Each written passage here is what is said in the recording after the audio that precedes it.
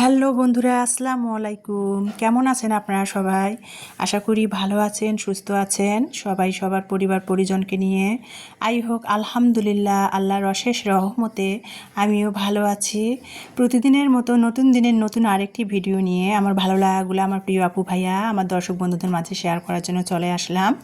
তো এই যে সকালবেলা, আজকে রোজ শুক্রবার, সবাইকে জানাই জুমা মোবারক।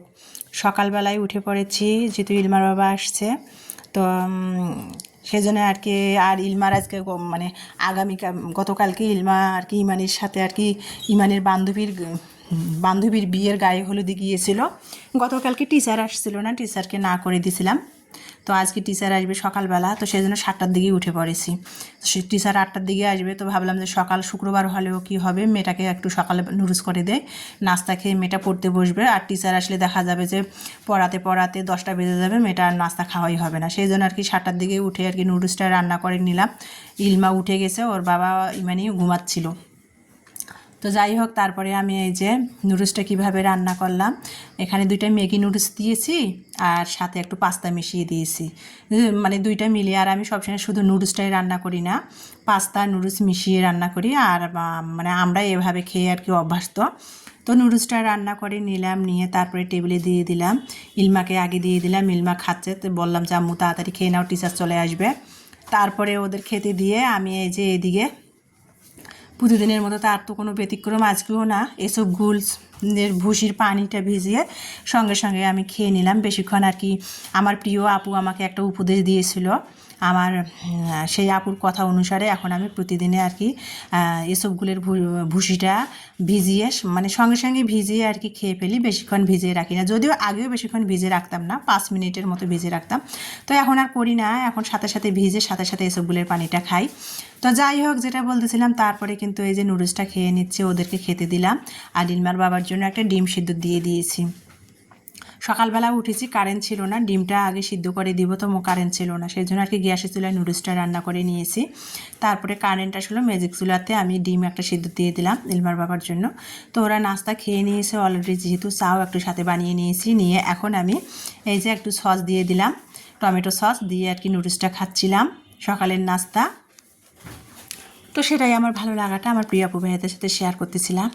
তো যাই হোক, যেটা বলতেছিলাম, তো ইমানিও আর কি পড়তেছে, ইলমাও পড়তেছিল। ইমানি আবার আজকে ওর বান্ধবীর বিয়ের দাওয়াত আছে কালকে, তো গতকালকে তো গায়ে হলুদে গিয়েছিল, আজকে আবার ওরা যেহেতু হিন্দু সম্প্রদায়ের আর কি, হিন্দু ধর্মের, তো ওদের তো বিয়ে আবার রাতে ওদের লগ্ন।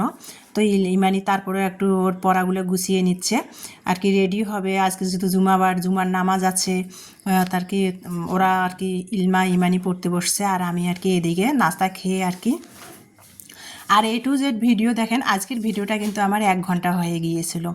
তো সেটাকে কাট ছাট করে না আমি 13 মিনিট 13.5 মিনিটের ভিডিও বানিয়েছি।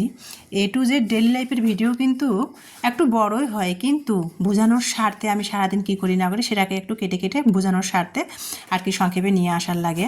তো যাই হোক, তারপরে আর কি ফ্রিজ পরিষ্কার করতেছি, মানে ফ্রিজ পরিষ্কার করতেছি বলে, কোরবানির ঈদ গেল, কোরবানির ঈদে আর কি আমি ফ্রিজ পরিষ্কার করেছিলাম। তো কোরবানির যে মাংস আর কি, আমরা তো গরুর মাংসটা সেরকম খাই না, মাসে 1বার 2বার গরুর মাংসটা খাওয়া হয়। তো ভাবলাম যে আজকে শুক্রবার, আজকে ভাবলাম যে আর প্রতি শুক্রবারে আর কি মুরগি বা গরুর মাংস বা মানে মাটনটা খাওয়া হয়, চিকেন বা মাটন।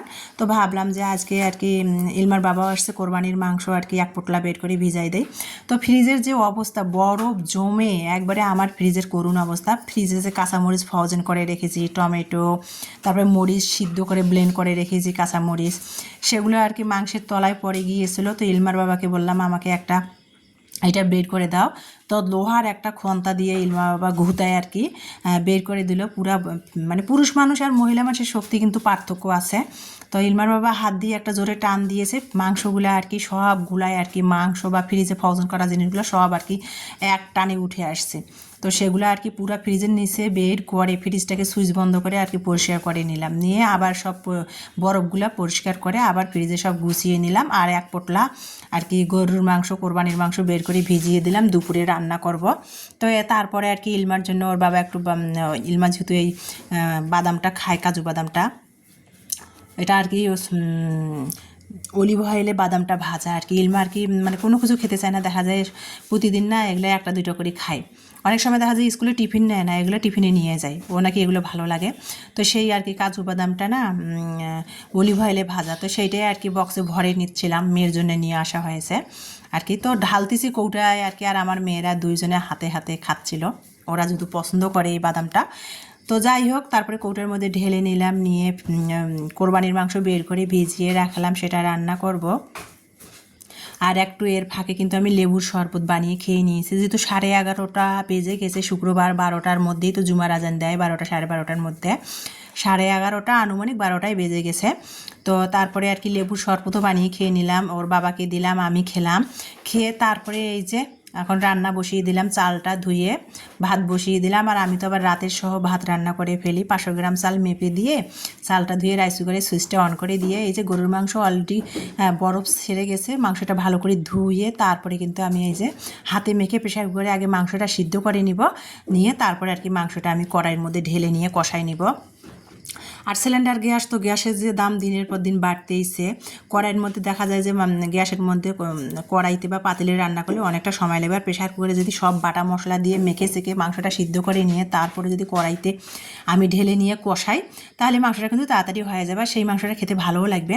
তো মাংসটা আমি সব মশলা আর কি, মাংসতে যে আমরা যে মশলাগুলো দিয়ে থাকি সেই মশলাগুলো, সব মশলাগুলো আমি দিলাম, দিয়ে তারপরে কিন্তু আমি এই যে মাংসটা দিচ্ছি প্রেশার কুকারে দিয়ে। এখন প্রেশার কুকারে আমি হাতের সাহায্যে সুন্দর করে ভালো করে মেখে নেব। আর আমরা তো সবসময় সরিষার তেল খাই, সরিষার তেলের তরকারি তো এমনিতে মানে অনেক মজা হয়, মাংসই বলেন বা যে কোনো তরকারি বলেন। তো সব মশলা দিয়ে কিন্তু আমি এখন মাংসটা প্রেশার কুকারের মধ্যে বসিয়ে সামান্য একটু হাতটা দিয়ে পানি দিয়ে দিলাম, বেশি দিব না, মাংসটা যদি আবার কড়াইতে সে একটু সিদ্ধ করে নিয়ে কষাবো। তো একটুখানি পানি দিয়ে ঢাকনা দিয়ে প্রেশার কুকারটা আমি এখন চুলাটা জ্বালিয়ে দিয়ে মাংসটা সিদ্ধ করে নিব। মানে মাংসটা 3টা হুইস দিলে তারপরে কিন্তু আমি গ্যাস বের করে দিয়ে আমি মাংসটাকে আমি কড়াইতে ঢেলে নিয়ে কষিয়ে নেব। এর ফাঁকে কিন্তু আমি মানে 3টা আর কি বড় সাইজের না হল্যান্ডার আলুগুলো কেটে দিয়েছিলাম।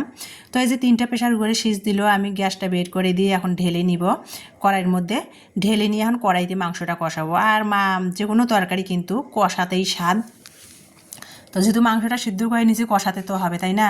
তো সেই জন্য আর কি এখন কড়াইতে ঢেলে নিচ্ছিলাম, তাড়াতাড়ি আমার হয়ে গেলো, 5 মিনিটে হয়ে গেল রান্নাটা।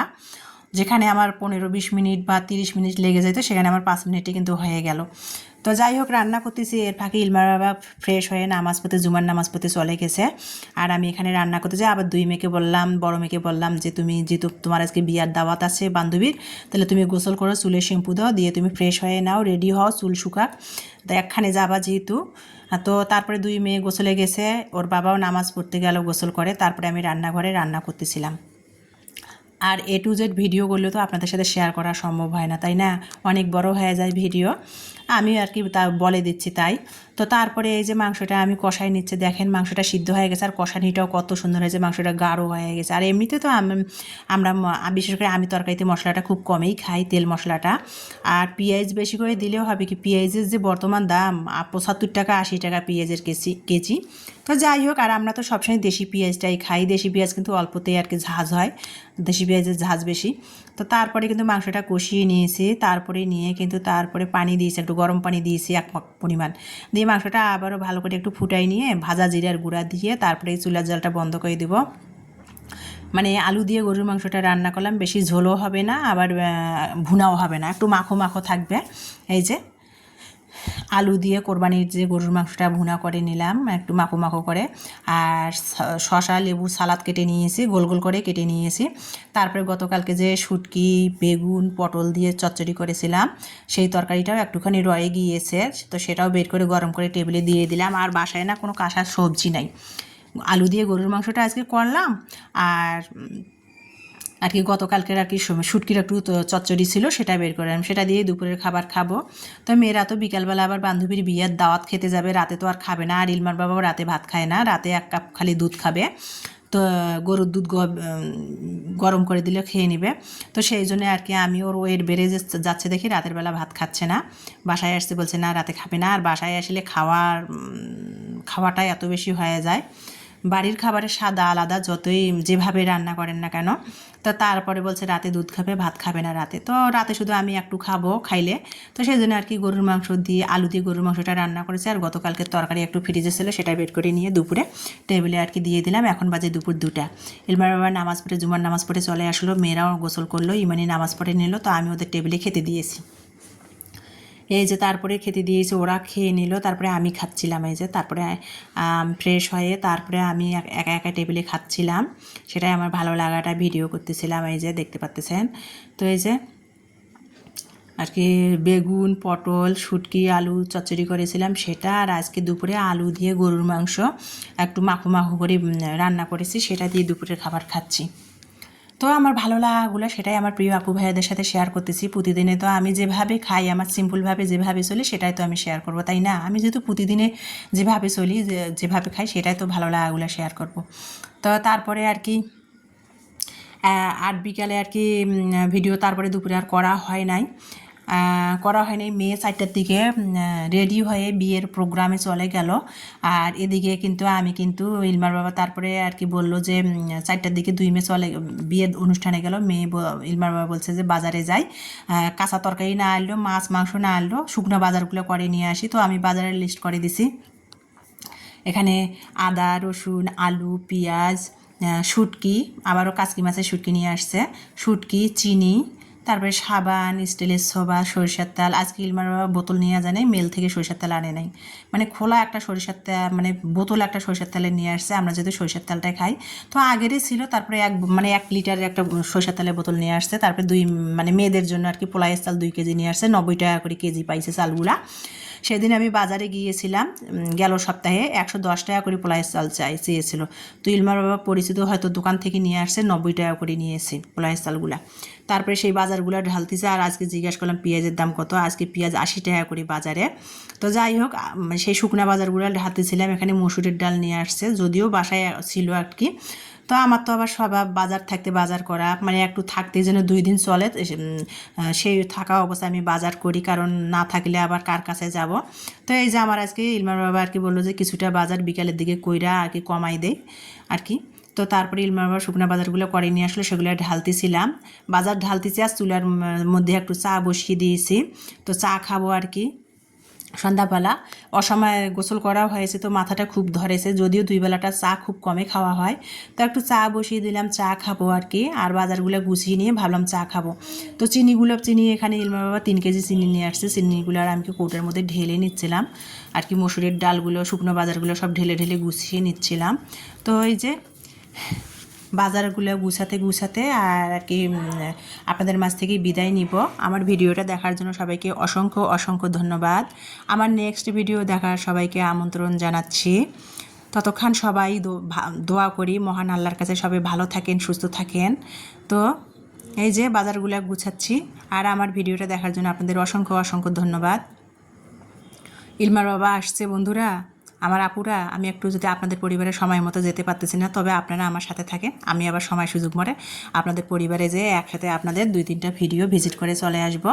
আপনারা মানে ধৈর্য হারাও হইয়েন না, এটাই আমার রিকোয়েস্ট আপনাদের কাছে। হয়তো এখন আমি যেতে পারতেছি না, 2-1 দিন আমি বিজি থাকবো, তারপরে আবার সময় সুযোগ করে চলে